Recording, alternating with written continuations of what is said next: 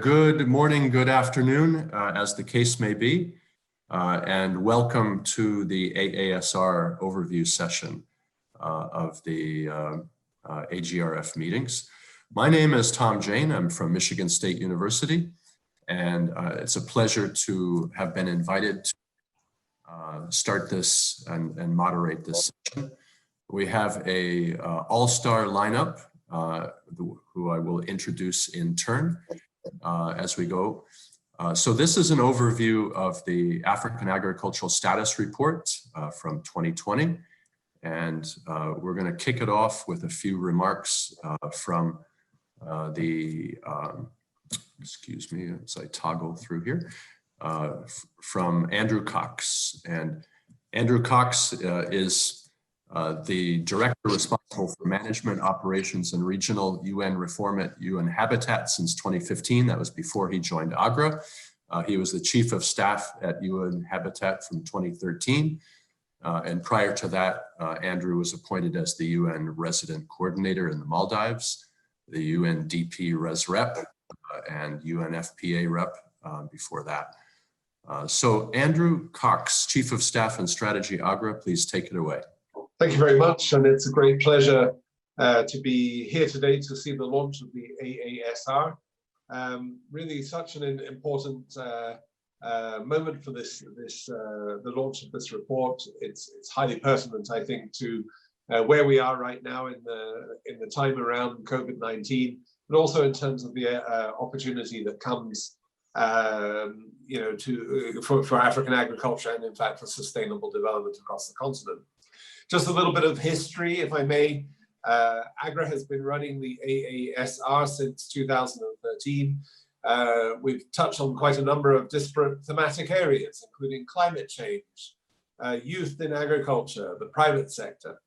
And now it seems quite appropriate, given that Africa is the fastest urbanizing continent, that we turn to the important question of feeding Africa's cities and the opportunities which can come from that. So in many of our previous reports, we've been focusing on the supply side, affecting farmers and food systems capacity. This really allows us to turn then to much more to the demand side, and to do that around the question of urban food markets and the linkages between urban and rural spaces. We reached out to a broad range of disciplinary actors and specialities. This year, we've been looking very closely at people with expertise in food safety, public health, municipal governance, town planning, and international food marketing. And as a result, we've had a real mix of African and international specialists. 4 of the chapters of the 8 were led by African scientists and leaders, 4 by international specialists. So as we go into this launch event, perhaps some of the things to bear in mind are that we see, the shift of Africa from being a rural population to being an urban population, having a fundamental impact on Africa's 60 million farms. We're seeing a center of gravity, therefore, that moves, but also unparalleled opportunities arising from this. We see mayors and district governments and urban planners suddenly becoming important players in the food and agriculture space. And we realize that if we're going to have effective urban food systems, we need to think very differently about how we coordinate so many diverse players and actors. It scarcely needs to be said, but I think as we look at the situation right now, COVID-19 really points to some of the challenges and maybe even some of the fragility of urban food systems, and of course perhaps the most vulnerable at rural level. So as we go now through our speakers, the report really has made a strong effort to address many of the issues related to that, and we're going to be hearing more about that now from our specialized speakers in the panel. Thank you very much. Great. Thank you very much, Andrew. So our keynote address is coming from Dr. Rudy Rabinge. And Rudy, let me say a few words about him to introduce him. Rudy is the Emeritus University Professor, Sustainable Development and Food Security at Wageningen University in the Netherlands. He fulfilled many functions in academia, such as the chairperson of the Academy Foundations, the Dean of Research, architect of WUR, chair of the CGIAR system. He was the president of large cooperatives in agribusiness and private sector companies. He was a member of the Senate at regional and national level. He was also the chair of the UN Task Force on the Green Revolution in Africa and presented in 2004 the report Realizing the Promise and the Potential of African Agriculture. So Rudy, it's a distinct pleasure and honor to have you here giving the keynote. The floor is yours, please. Thank you very much. It's an honor and a privilege to be with you and to give this short speech. And as you rightly indicated, food security, that's the availability and production of sufficient food and access to the food, which is sound and safe, is crucial everywhere for sustainable development. And globally, the last decades, we have been successful in increasing food production substantially, such that the availability worldwide is better than ever before. Nevertheless, there's a lot of hunger. And at places, and especially regionally, you see a lot of differences, and more specifically in Africa. And everywhere, the urbanization is taking over. Now more than 50% of the people are already living in cities or even in big cities. That's a major problem to feed them and to have them access to sufficient and good quality food. And it's therefore, I think, so very important that you address this issue more specifically in this African Agriculture Status Report of this year. And Africa's cities currently provide the largest and probably most rapidly growing agriculture markets in Africa and probably also globally. If you look at the situation worldwide, and you see that Africa is staying behind, and that has to improve considerably. And for that reason, the development of markets are crucial. And the urban food sales in Africa amount to roughly between 200 and 250 billion per year. And some 80% is coming from domestic African suppliers. That's different from what many people expect, but that's the situation. It should be probably even better, but it is already 80%. And looking forward, Africa's rapidly growing cities and the food markets offer the largest and fastest growing market opportunity available to the continent's 60 million farms at this moment. And that has been mentioned already also by Andrew. And the pressures from the current COVID-19 pandemic exacerbate the existing economic and social inequalities, aggravate problems of urban and undernutrition, and accelerate the urgency of urban food system planning and governance reforms. Therefore, it is very important that this year's Africa Agriculture Status Report is focusing on the feeding of the African cities.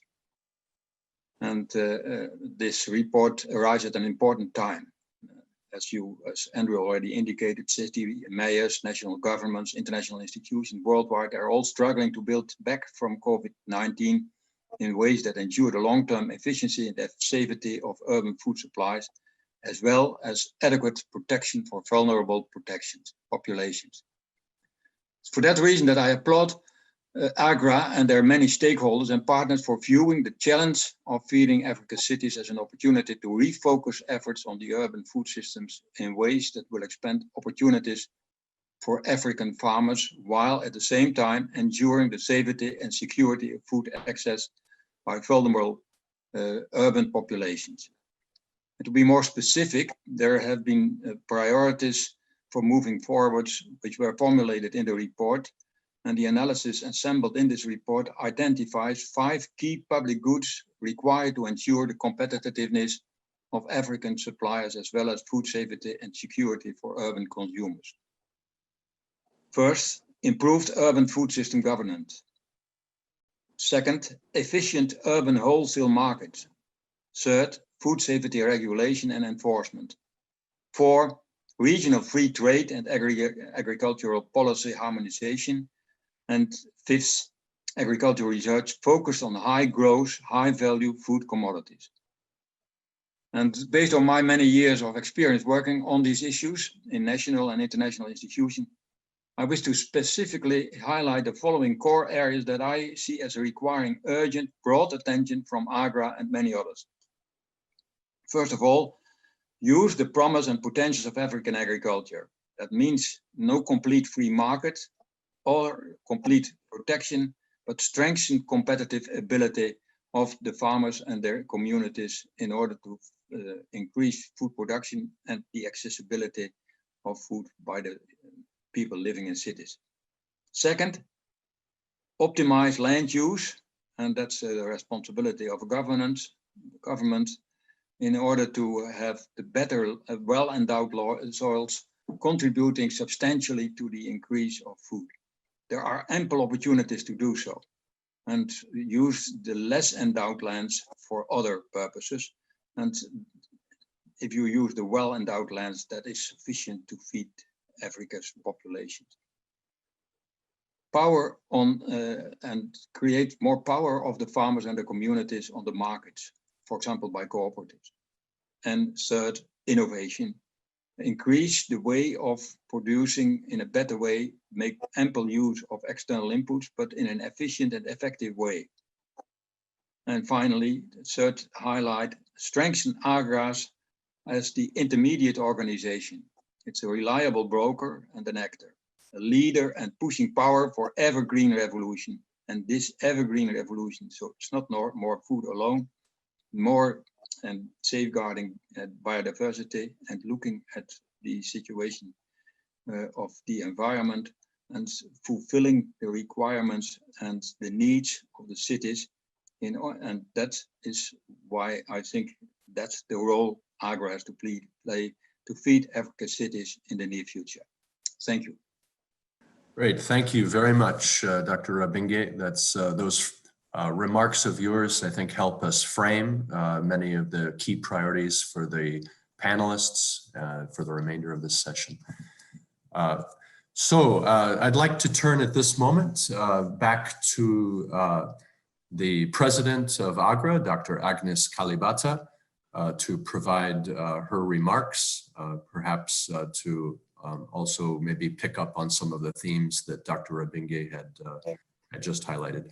Okay, then let's move on then to the one of the architects of this year's African Agricultural Status Report. And this is will be given by none other than my former colleague at Michigan State University, Dr. Steve Hagblade. Okay, thanks, Tom. I admire your surfboard collection in the background. Mine are in the garage. I'm going to need to share my screen. Tom, can you see this? We can see it, yeah. Steve, it's okay. Okay, then I'm just going to give you a quick overview, sort of a 35,000 foot level at the different analyses that took place this year for the AASR. Focus was on feeding African cities. I'm going to talk about the content really falls into two big categories. The first three topics that I'm going to talk about here are the urban setting and the impact that has on agriculture, the demand side and the supply side. And then the last two sections of my remarks are going to focus on the policy implications. So just to set the stage, I think you've all seen this. Urban population growth in Africa is the fastest in the world, has been for the past several decades, projected to continue to be the fastest in the world over the coming several decades. So very, very rapid growth. If you use official data, 2035 is the year at which the continent becomes majority urban. But what I want to point out is that it may be happening a lot sooner than that. And I want you to look here at the right at this picture. This is a map of Maputo, Mozambique. And I want you to look at these brown areas. These are the built up areas of Maputo. And and then you see the administrative boundaries there in crosshatch. And what's obvious here is that the town has spilled outside of its designated administrative boundaries. And you see growing up north along the roadways, this is a common feature in most Africa. When you look spatially, you define urban areas as the built up areas around these urban cores, then you include those peri-urban spillovers. Well, by that definition, Africa is already majority urban, has been since 2015. So the future is already here, 20 years before the official data project it. And these cities are really vitally important. They are in the animated version of this PowerPoint, have these leading circles, just the heartbeat of the continent here, and you see resources flowing into the cities to feed them, but also reverse flows of labor, transport, communication, and so on. So in terms of the economic core of Africa, the cities are huge. They're the biggest agricultural market on the continent by far. Ballpark figure 250 billion per year. Just as a point of comparison, if you take total agricultural exports from Africa, total annually is about $1 billion. So domestic urban food markets are at least 5 times as big as the export market, and they're growing very, very fast. Here I'm showing you urban share of total food consumption by country. All of the big 3 economies, Egypt, South Africa, Nigeria, way over 50%, 20 more to continent-wide, the urban food markets dominate. And not in the future, they dominate now. Now, to show you how this magnetic forces work, here's some studies summarized out of West Africa looking at maize trades, and the magnets, the urban centers are these brown circles, and you see the big city, Parano in the interior, most of them along the coast.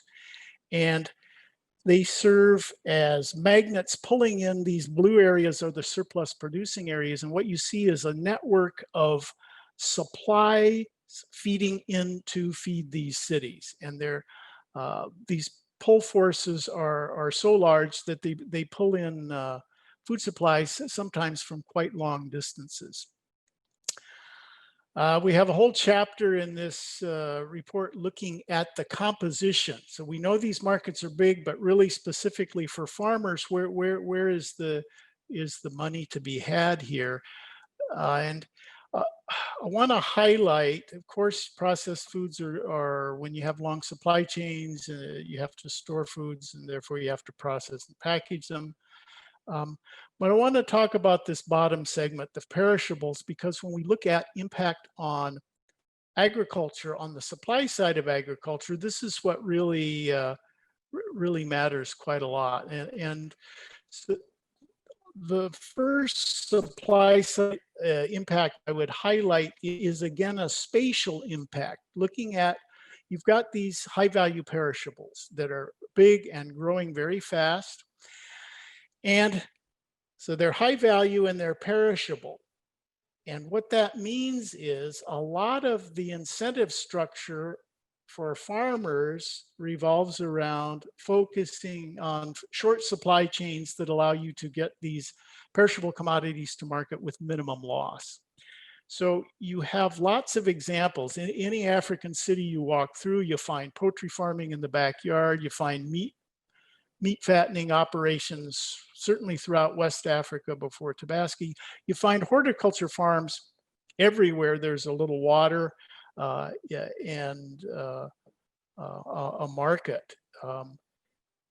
These high value perishables, they're big, they're growing fast. And for farmers, this is very good news, because if you look at returns to land, it's 5 to 10 times as high as it is for lower value staples. And so for farmers, these are growing markets, but they're highly lucrative markets. Now, the urban areas also exert influence spatially on the structure, not only the condition of what's produced, but also how it's grown. And I wanted to talk a little bit about intensification. This is something you see commonly. You look at this horizontal axis here, it shows you distance from Bamako, the capital of Mali. And I want you to look at wage rates. Now, you shouldn't be surprised to see that in peri-urban areas and villages nearby the cities, wage rates are high. They're about double what they are in remote areas. Why is that? It's because near cities, people have other options. They can commute, they can do many different things, and farmers have to pay more. So the wage rates are significantly higher in the peri-urban zones. Input prices, well, exact opposite.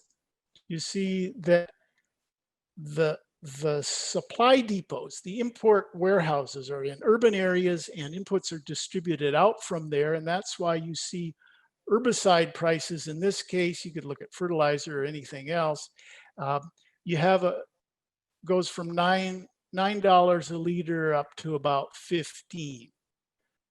So you can do the math here. If you're a farmer trying to compete in these urban markets and you have to control weeds, if you're nearby the cities, you're facing high wage rates and low input prices. So how are you going to control weeds? You're going to use herbicides.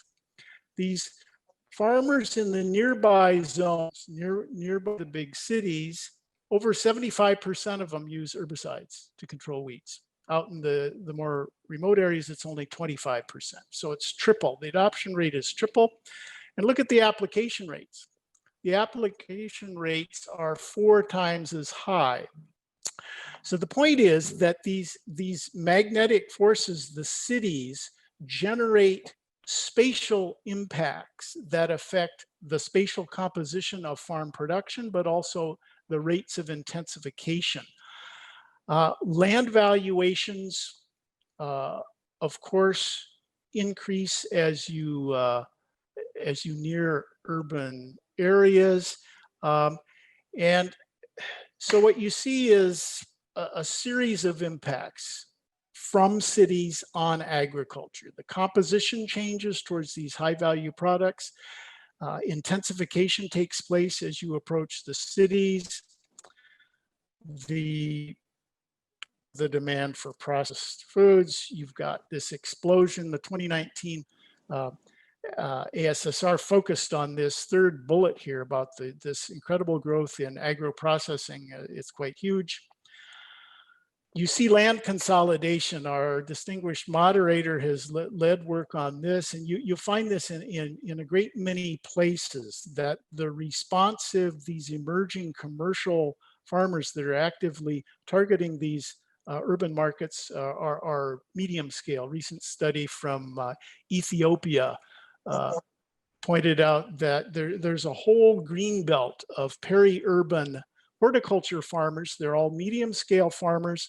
The value of that peri-urban horticulture is now greater than the entire value of the flower exports from Ethiopia. These are big markets and they're growing very fast. Now, what's going to happen to smallholder farmers? We're going to talk about that down the road. There are some pressures put on smallholder farmers. They need some help here to navigate this transition. So we'll talk about that in just a second. Challenges that our different chapter authors have identified, 6 major ones, and I'll just very briefly sail through here. First one is food safety, and I'm happy that we have Professor Kangeti here with us to talk about this. What you need to understand is that this high-value perishables are growing very fast. They're also the commodities at greatest risk to consumer safety because they, especially the livestock products, carry parasites, cysticercosis, tapeworm, that kind of thing, bacterial pathogens, diarrheal diseases, cholera, that often on horticultural products. And so what you're seeing in Africa today is what you see broadly worldwide as the food system changes. Here you've got a transitioning food system, and this vertical axis tells you the food safety burden. Well, in terms of challenges, this is really important because this transition is the most vulnerable point in the system. And so I hope we'll get some discussion on this very serious issue, and one that public health officials and managers of ag markets really need to get a handle on. It's a very, very important challenge.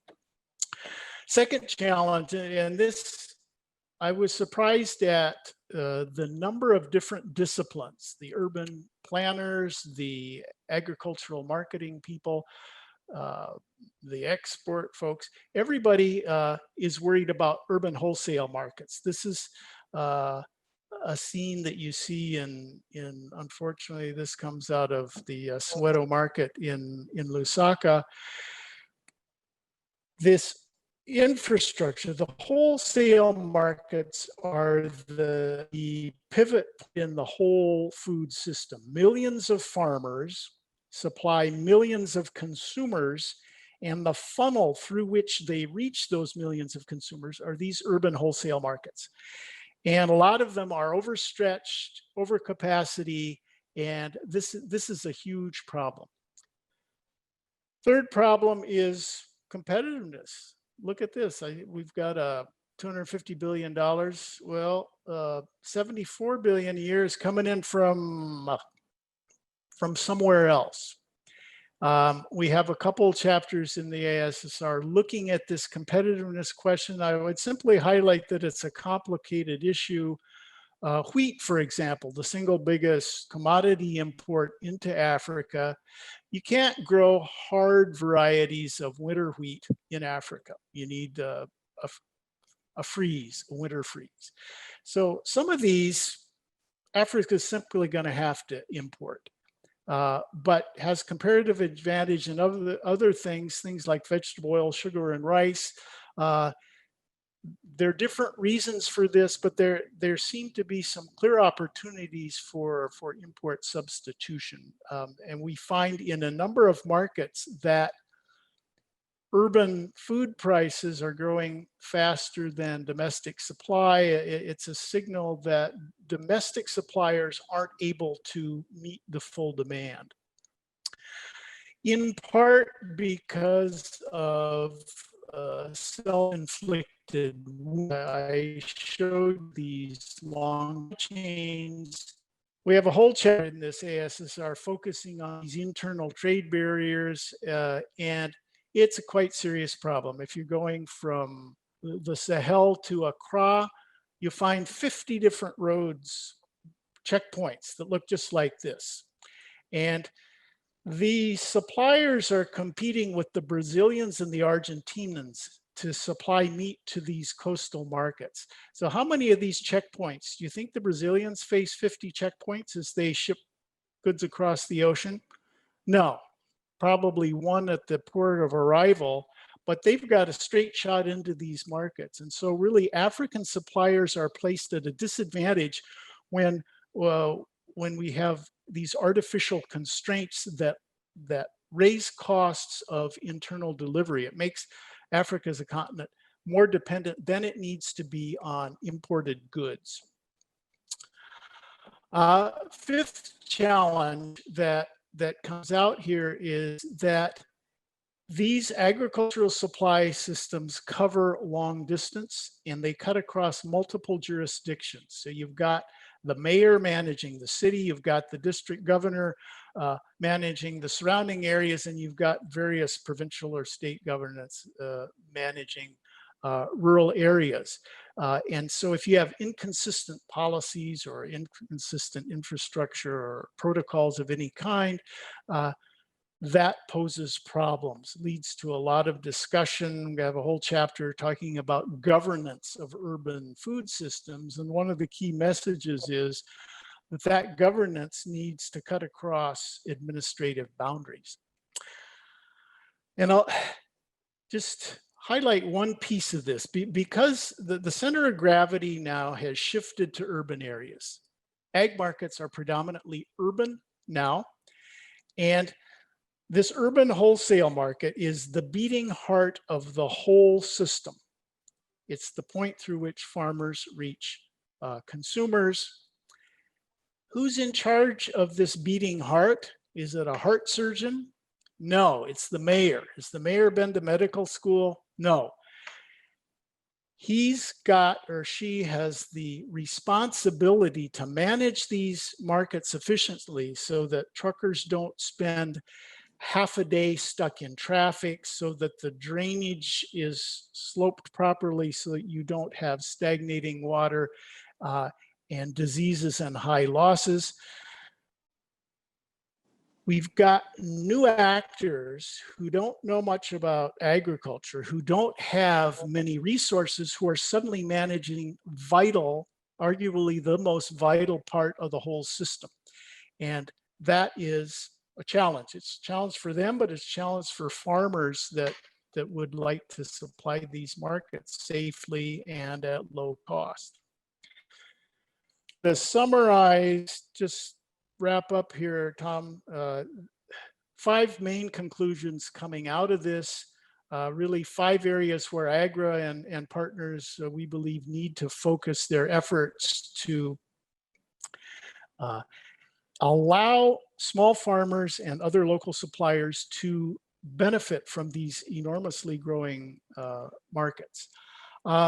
First issue is governance. Look at Chapter 6 for these details. But basically, there's a lot of work on this. It's coming from many different angles, and I'd say the emerging center of interest is on this top bullet on the right, what are called territorial development initiatives. Some very interesting experimentation from rural development folks, urban planners, municipal government, finance people. You have to find ways to harmonize and coordinate policies across jurisdictions because these food channels move across jurisdictions. The urban wholesale markets, the single most important component of the whole system. If you want to help farmers, this is the place you need to focus. If costs are too high here, if losses are too high here, farmers suffer and suppliers move elsewhere. The supermarkets will use these wholesale markets if they're working well. If not, they'll set up alternate supply sourcing systems that bypass these wholesale markets, and those typically exclude small farmers. So if you want small farmers to have access to urban markets, you need efficient market structures and good management systems. So you look at Chapter 4 in this report, there's an interesting discussion from China in the 1990s. This is one of the places where they focused their top priority was on urban wholesale food markets. It was a huge part of modernizing their food system. Food safety, really important because of the growth of perishables, which tend to transmit a lot of these diseases.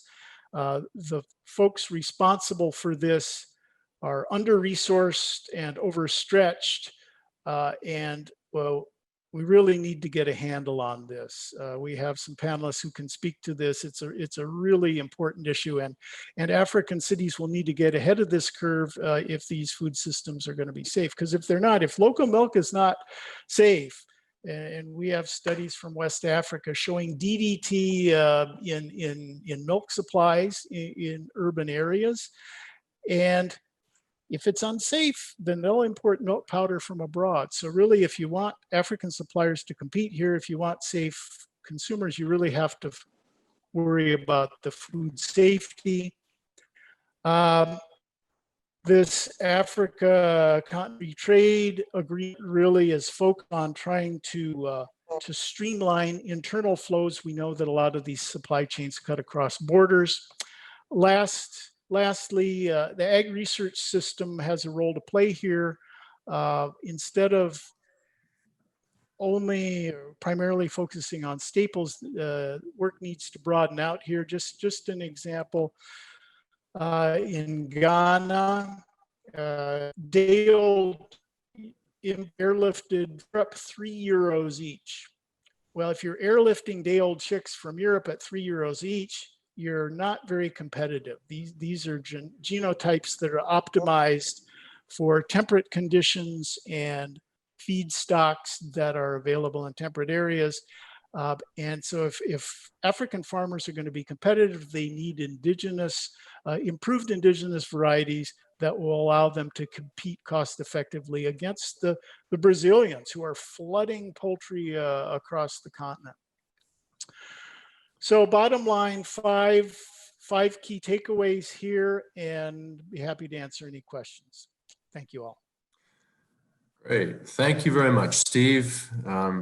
That's a very thought-provoking presentation that you just made. I will not attempt to summarize it in the interests of time. I think that right now, what we're going to do is go straight to the panelists. We have 6 distinguished panelists who can give remarks that relate to the keynote, as well as to the keynote of Dr. Rabinge, as well as to Steve's description there. And then I propose that we allow the president of AGRA to summarize and wrap up toward the end of those comments. Okay, so let us move straight to the first panelist, and that is you, Maximo Torero, Chief Economist of the FAO. Maximo, please help us. So thank you very much, and thank you very much, Steve, for a very nice presentation. I have 6 comments that I want to raise. I'm very short in the 4 minutes that we have. The first, and those are related to the several challenges that you mentioned. And the first one is to understand that food value chains are not only in the rural areas. They cross borders to urban and to peri-urban areas. Why? Because of infrastructure access, that means energy and so on. So when we look at a value chain, we are looking at the production in the rural areas, but most of the packaging, the processing will happen in the peri-urban and urban areas. And that is very linked to the governance challenge that you mentioned, because that means that the urban and the mayors have to design this. And that's something that we need to look carefully, because it could have significant consequences if it is not managed properly. And that's what we are observing today, for example, with the COVID-19, that most of the problem is happening in the packaging, processing, and transportation services, because it's where there is more agglomeration in the way you package. So it's something very important to look at, and I think it's a very important challenge that COVID-19 could open an opportunity to do something different. Second is that there is also the issue of labor markets, which you mentioned in the report, which is really important because the labor demand is happening mostly in the urban and in the new urbanized areas.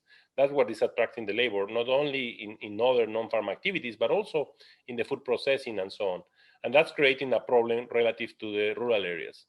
And that's where also we have the potential option of automatization. But the problem with automatization and at the velocity is moving right now because of COVID-19 is that you require some labor supply with certain skills, and we are not there yet in those skills. So we need to be careful that these relative prices of labor between urban and peri-urban and rural could create a consequence of significant inequalities, because the rural areas won't be able to have the labor demand that is being supplied, meaning they will start to attract labor supply from other sectors or from other countries because of the qualifications they need if we move towards automatization. So it's very important to look at that and to keep that in mind to avoid increasing inequalities. The third comment is on avoid exacerbation of inequality of smallholders. So the way you presented and the issues, how we can make small farmers to comply with the standards, and especially the food safety standards that we will need in the urban areas. What we will be observing is production of vegetables closer to urban areas, because that's feasible. You can do control environments where you can produce closer to urban areas, and that is happening around the developing countries. But the other types of commodity we will still be produced in rural areas. So how we avoid that these farmers are not excluded because the wholesale markets and the supermarkets won't be able to procure from them if they don't comply with the standards. And that's something that we need to work so that we minimize that potential risk. As well as, of course, we need to increase the food safety issue of the wholesale markets. You have seen what has happened in many Latin American markets where they have to be closed. In Peru, for example, the wholesale markets had to be closed because they didn't have the health standards and the food safety standards that were required. Consumption patterns is a very important issue. And why? Because of the changing in patterns of eating more processed food in the urban areas, which instead of moving towards healthy diets, the increasing demand is most towards processed food. And that is important because of the increasing overweight and obesity in these regions. So that's something that we need to look at, how we can improve information, how we can improve access to healthy diets. What we have seen in the latest SOFI that we produce is that 3 billion people cannot access to healthy diets, and a significant share of those are in sub-Saharan Africa. So how we can change this through information and also through bigger availability of more high-value commodities to have the diversity of diets you have is really important to minimize the NCDs. And finally, the trade issues. I think you refer about the importance of free trade and the importance of the African Free Trade Agreement. But one very important topic there is food safety, because a very important reason why this is not being implemented at full capacity is because of non-tariff barriers. And most of them are linking to food safety. So it's really important to assure that we develop something like the Pan-African Food Safety Agency to minimize those risks. And also, to finalize, don't forget that if we are looking at urbanization, we will be shifting from food losses to waste. And it's not only an issue of developed countries, also an issue of developing countries. Thank you. Great. Thank you, Maximo. Good points.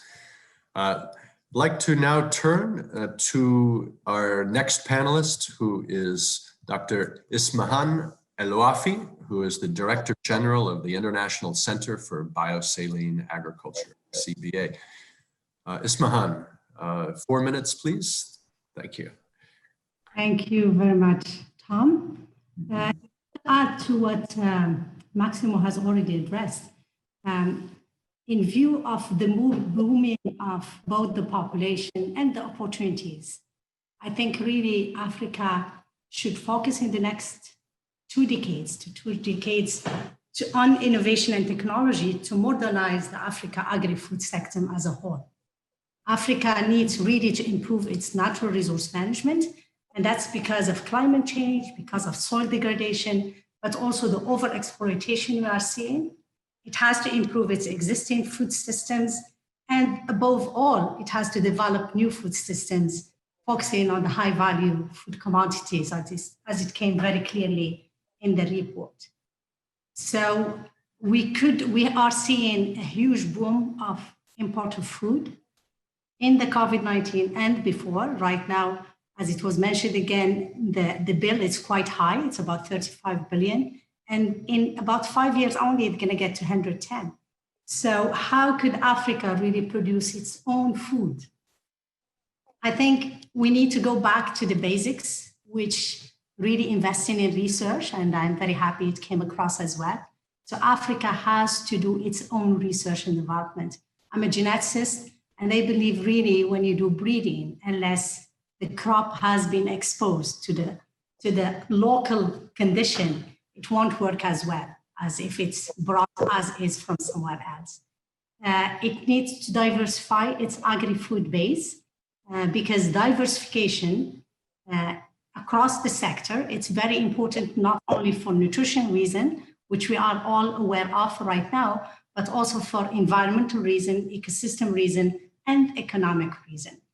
One of the major things that we don't see in Africa enough, it's really good irrigation systems. Most of the farmers are at the mercy of the climate change and the weather. So I think Africa has to develop its irrigation system.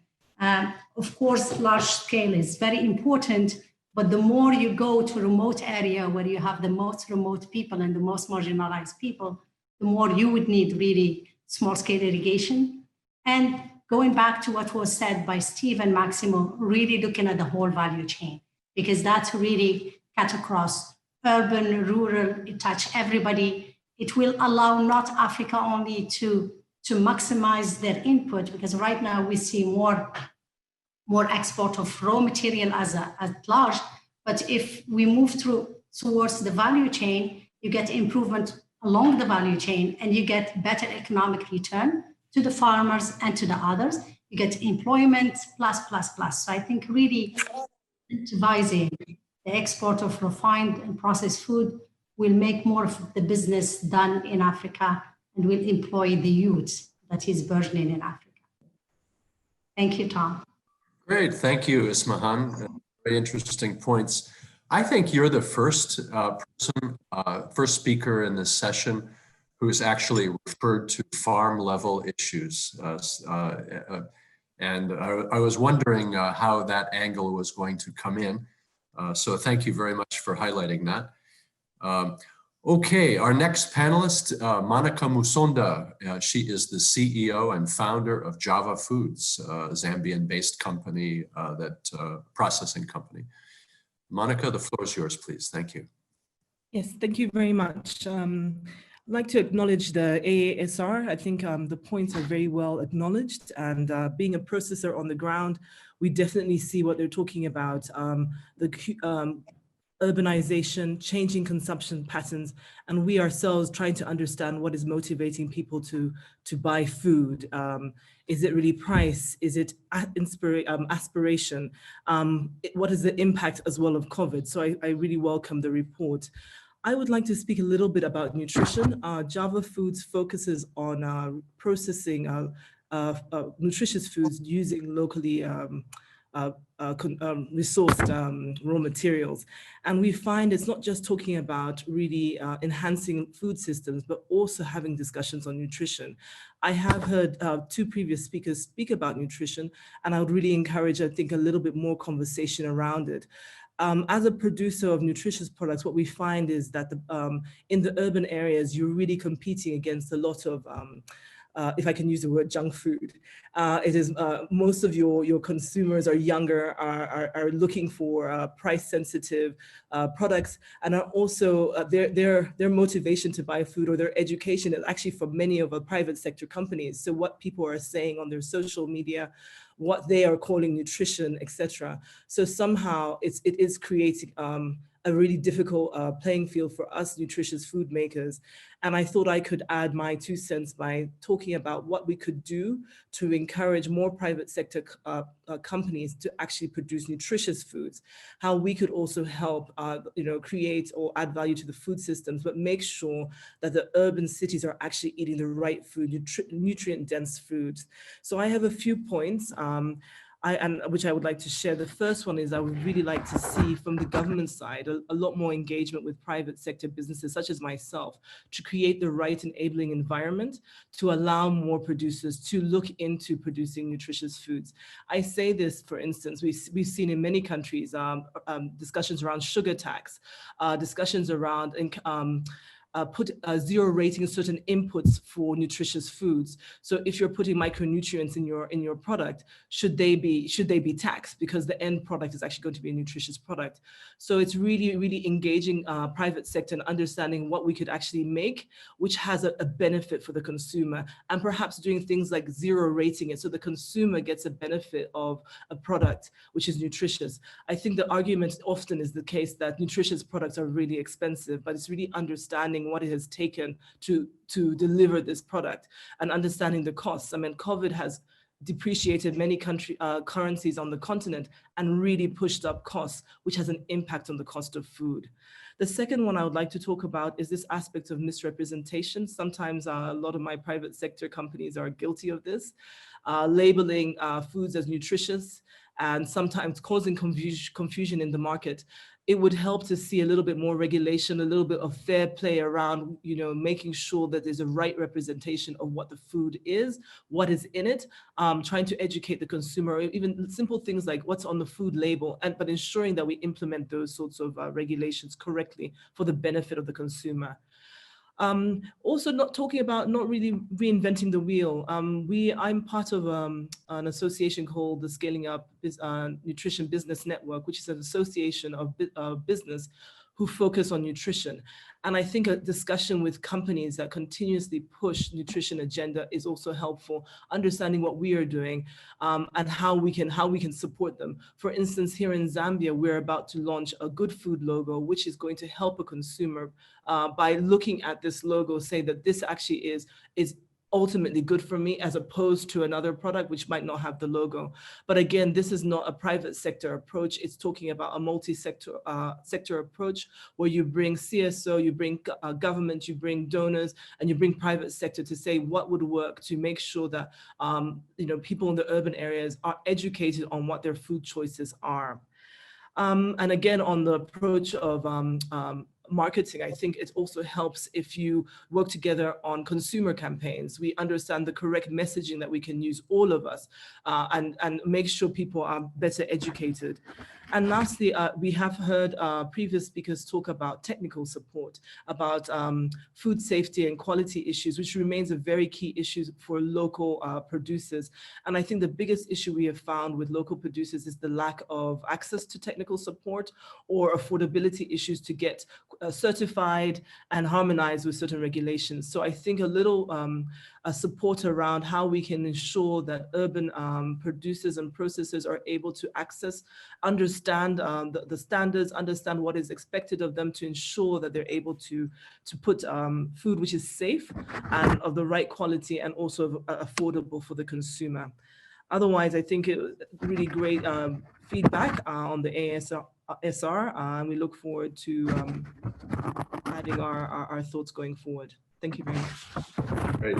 Thank you, Monica Musonda. They're very interesting points that highlighting the need for food safety, our consumer interests, and very, very useful perspective. Thank you. Okay, let us now move to the Executive Director of the Trade Law Center. That would be Trudy Hartzenberg. Trudy, we'll look forward to hearing your comments. The floor is yours. Thank you so much, Tom, and good afternoon, everyone. And thank you so much for an extremely interesting experience this afternoon. I would like to focus on trade issues as they pertain to agricultural competitiveness, food security, and sustainable access to food, and focus in particular on some of the cross-border trade issues. We've heard some salient reference to the African Continental Free Trade Area. This is, of course, this very ambitious initiative to integrate the continent.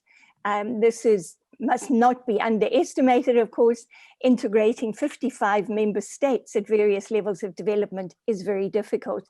I'd like to focus my comments as they pertain to agricultural competitiveness and trade, specifically on two sets of issues. The first one is trade facilitation. Trade facilitation assists to get goods from their location of production to the final consumer. And in many cases, of course, these goods have to cross borders. And this means taking into account time on the road, but also time spent at border posts. And this is where very often we find not only tariff barriers, which for certain food products are particularly high still in Africa, but also the non-tariff barriers, the documentation required, a whole range of issues which can slow down trade. And for food, of course, this is particularly important as food is time sensitive. And delays at the border post may not only mean loss of competitiveness, but actually loss of the actual consignment completely. So what can we do to assist to facilitate cross-border trade? And the discussion, particularly during this COVID experience currently, focuses on digital trade solutions. So this becomes important related to, for example, pre-shipment clearance, reduced documentation requirements, e-certificates, and so on. That, of course, presupposes that we have energy security and connectivity security across the continent. So while digital trade solutions have an enormous amount to recommend themselves, there are certain prerequisites that we have to take into account. What we also need to do is to focus on some of the simplified trade regimes that some of our regional economic communities, for example, in Southern Africa, have adopted. This will assist some of our small-scale producers to get access to export market opportunities. But this also requires improvements in governance so that customs officials, for example, are held accountable for the discretion that they may exercise at the border in terms of accepting a certificate or not accepting particular documentation. The second set of issues, which have been mentioned by a number of our panelists already, relate to health and food standards and safety. And these we find in the context of trade agreements and also, of course, in the African Continental Free Trade Area, in the chapters and the provisions on sanitary and phytosanitary measures. These are absolutely critical. And they're important not only for trade, but also in a domestic context.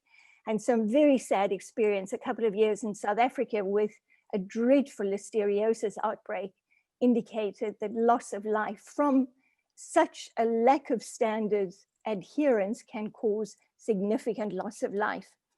But food standards are important as far as trade agreements are concerned, but at the end of the day, the implementation takes place at national level. So this requires that we strengthen our national quality assurance infrastructure, the laboratories for testing, certification, and this entire value chain, which provides assurance to the producers, but also ultimately to the final consumers of food products.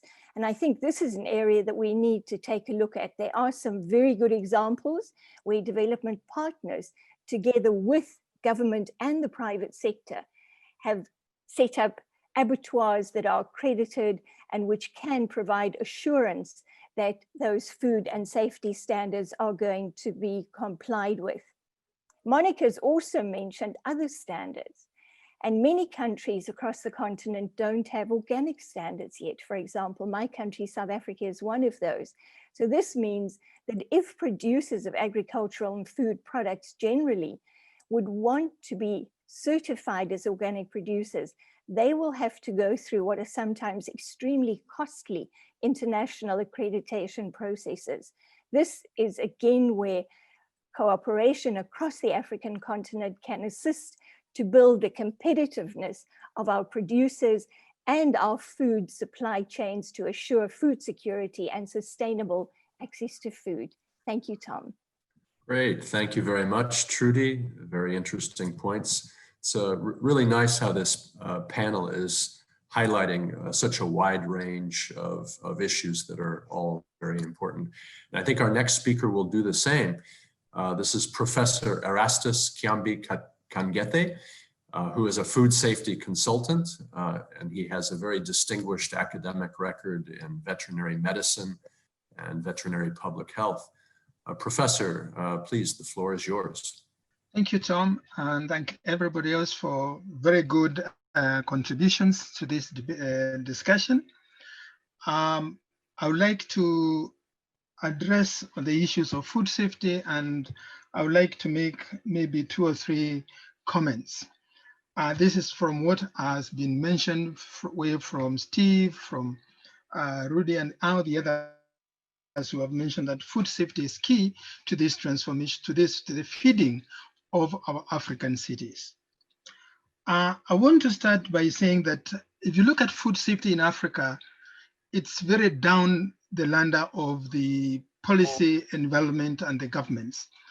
And it's not very much prioritized as a very important component in the social development and even in the economic development. And I think unless African governments and African food systems start prioritizing food safety issues, it's not going to take us very far. We should be able to learn from what is happening.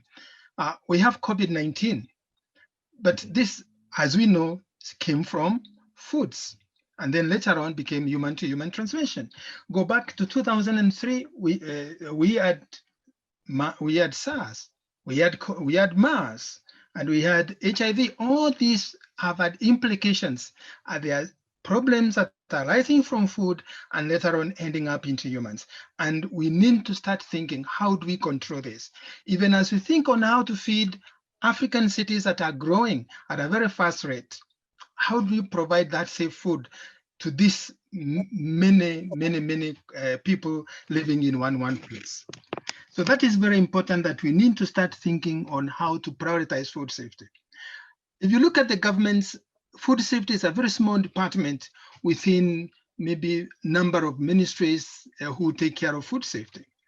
It's poorly resourced, and unless we can start making it appear important and look at it, then it's going to be very is one of the major disruptors that bring social and economic, is that policies that are going to help us to move food safety forward.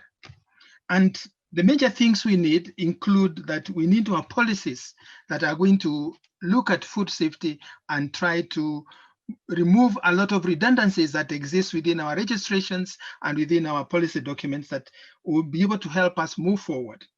One of these is look at, we still have got urban agriculture not acceptable in some of our cities. Yet we are talking of food, we need to feed cities. The shorter the value chain, the safer the value chain. As long as we go out very far to get food to feed the cities, we should be prepared for problems that arise due to the longer the value chain. So how do we then be able to feed the cities? We should be asking ourselves, as urban centers that are growing this far, are they able even to feed 50%, to meet 50% of their food demands, and that food becomes safe food? If they cannot, we need to start changing that scenario, because what we have learned from COVID should be able to help us to plan better cities in terms of food safety and in terms of food quantities that are available for people living in cities.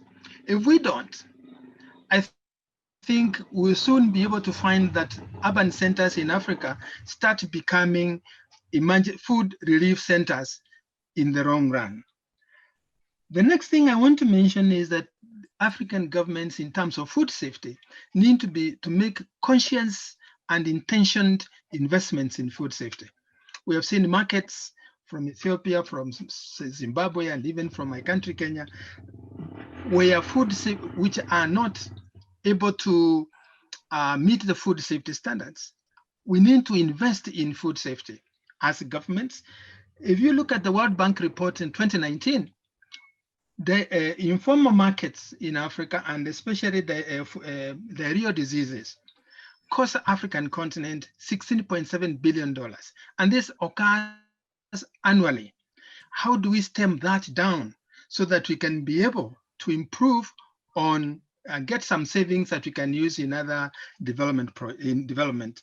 So we need to start looking at how do we invest, governments to invest in food safety by making good policies.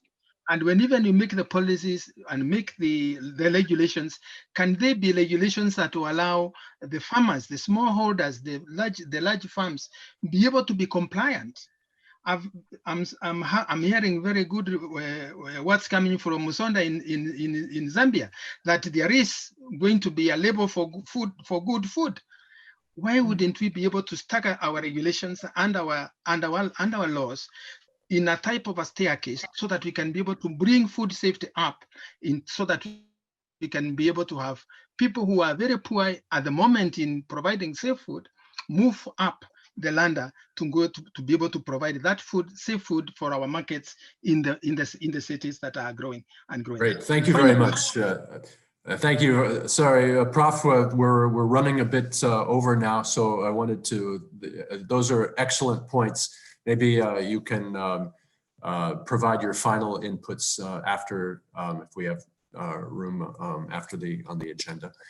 Let me move to the last panelist, then we'll go to closing remarks from the president of AGRA.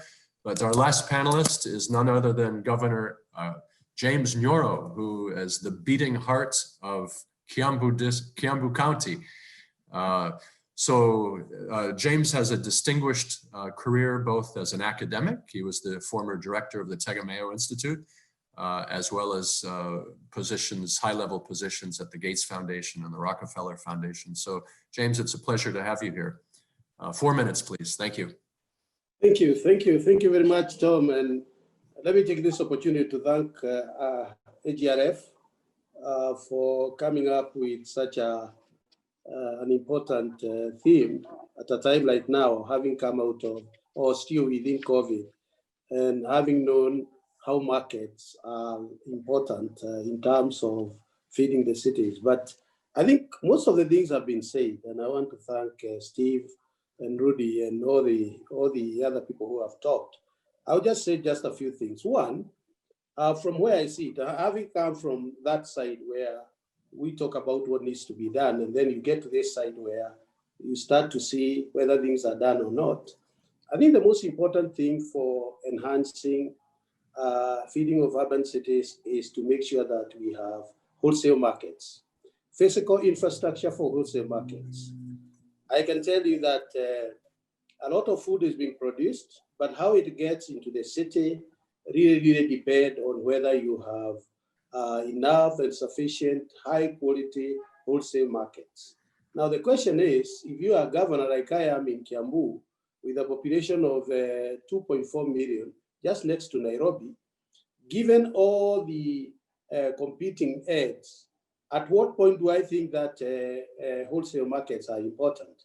And that is a dialogue that we need to have, because all the issues you are talking about, including food safety, including, I think there was that picture that was shown in a market in Lusaka and so on, including now public health, which is a major contributor to issues such as COVID-19, is about the wholesale markets and how they are managed and the hygiene in there. The other thing that we need to consider is that, and it's good that we are doing this, but we forget what we had said before. I like the analysis that Steve went through to say that you are getting high value products getting into the city.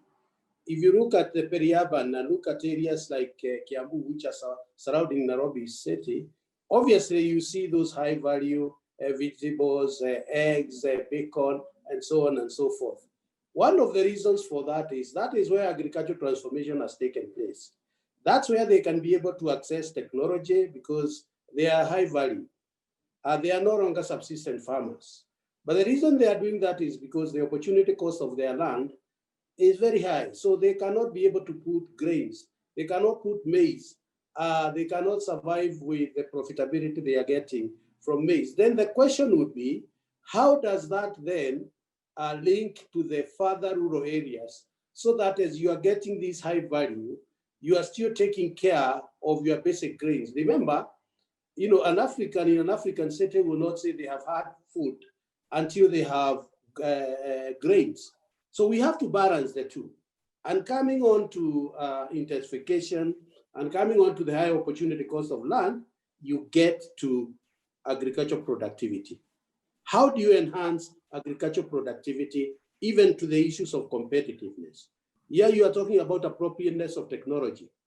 We have seen and practically done with the help of AGRA and other supporters, how if you appropriate the technology followed by the extension service, you can be able to double or triple productivity that reduces the price of food in the urban center. So these are things we talked about yesterday. We are now talking about feeding the cities. Let's remember the things that we talked about the previous day. And I don't want to extend your time, Tom, because, you know, having become a politician, I can go on and on. But I also want to tell you one more thing. I don't know about other parts of Africa, but in Nairobi, the people who are consuming the food in the urban centers are actually peri-urban farmers. They are farmers even 40, 50, 60, 100 kilometers out of Nairobi. So what you are seeing is that people who are going out and producing and bringing that stuff either directly or indirectly into the urban centers. So you have a different lot of farmers who know how to check information on mobile phone, farmers who will be there over the weekend, but they have employed certain other people who are working on those farms. And finally, is about food safety, which has been talked about. What you find is the irony. You talk about those ships that are coming to the Western coast to bring in raw quality chicken from Brazil and wherever. And the reason why people are preferring them is because of price. So what do you then do in order to make the produce from the African farms more competitive? How do you reduce cess? How do you reduce all the cross-border taxes? How do you ensure that there is free trade? So all these are issues that I think will become more important in this important topic you brought up. Thank you very much. Great, great. Thank you, Governor. Thank you. It's even though I was about to do it, it's a very dangerous thing to interrupt the governor. You know, you don't do that. Could end up in jail the next time I come to Kenya. But it is a wonderful and I think very appropriate to conclude now with have the president of AGRA conclude this session. And I'm glad that we have Dr. Agnes Kalibata, who's not only the president of AGRA, but she's also the special envoy of the UN Secretary General for the 2021 Food Systems Summit. Dr. Agnes, please take it away. Thank you. Thank you, Tom, and thank you all that have participated in this conversation. I apologize that my internet was bad at the beginning, so I couldn't join at the beginning. So I really want to spend just a few minutes thanking Rudy for finding time and being part of us today. Rudy has been was one of the founding partners in AGRA, the very beginning, the few people that were there to advise the late Kofi Annan as he was founding AGRA. So it's really good to see you, and I love your belief in food systems from the very beginning and until now, when we actually are beginning to look at what you were telling us all along. Every year we put together a team that looks at ASR, or the Africa Agriculture Status Report. Every year we think very hard about what the topic of the next ASR is going to be. And I couldn't be more proud as I see these things come out every year, as I see your conversations come out. I really feel proud because, I mean, I think here we hit the nail on the head. We can actually use cities to really grow our rural populations. But we won't do that unless we address all the challenges that you all have talked about, whether it's what Steve did very good justice in his presentation, or what what Maximo highlighted. I had never linked non-tariff barriers the way you did, Maximo, and I really appreciated you came together. All the idea of developing systems for Africa that Ismail brought out. You know, in the morning when I was talking to young people, I was telling them that the biggest opportunity we have in front of us is that we have to rethink our food systems. So you talking about developing new food systems is really just that point. And then so many other things came out. I don't think the idea that that Monica is the advocate for nutrition, that the voice that you bring forward, again, could have come at a better time when we are seeing everyone in 3 people that are dying. I mean, that are obese as a result of poor nutrition. And Africa is busy being part of that, you know, and we need to rethink that trajectory. All the points that Trudy brought out around loss of revenues, loss of competitiveness, as food safety becomes a key challenge that we are all thinking about. You know, I could go on, and again, I wanted to bring out the cost of doing nothing that Erastus talked about, billion that out of to not be food safety, or the points that the governor is making. I like the word irony, the irony of these things. When I talk about how Africa cares about calories, and a lot of people are talking about nutrition, people don't understand where I'm coming from. But you just made me understand that it's the irony of the environment we are living in, the irony of the work that we are doing. We are at a time when we should be caring about nutrition, but again, we care so much about calories, even though we know that that has a huge impact on our health, on our systems and everything. So I just have to end this session. I'm sorry, because the other session has started and I know you all want to be part of the opening ceremony. But I really wanted to thank you all. I wanted to appreciate the team that put this report together. And I look forward to the rest of the AGRF, and I hope you look forward to the rest of the AGRF too. And we really look forward to continue working with you. Thank you so much. And thank you, Tom, for moderating this session. My pleasure. Thank you very much, Agnes. Thank you very much for having us here.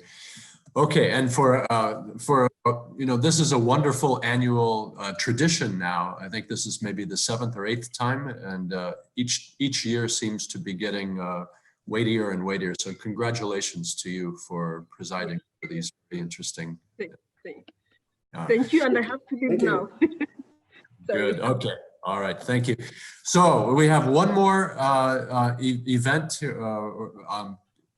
for this session, and this is the official book launch. So for the official book launch, let's take it to Dr. Rabinge. Dr. Rabinge, are you still there? Your video is off.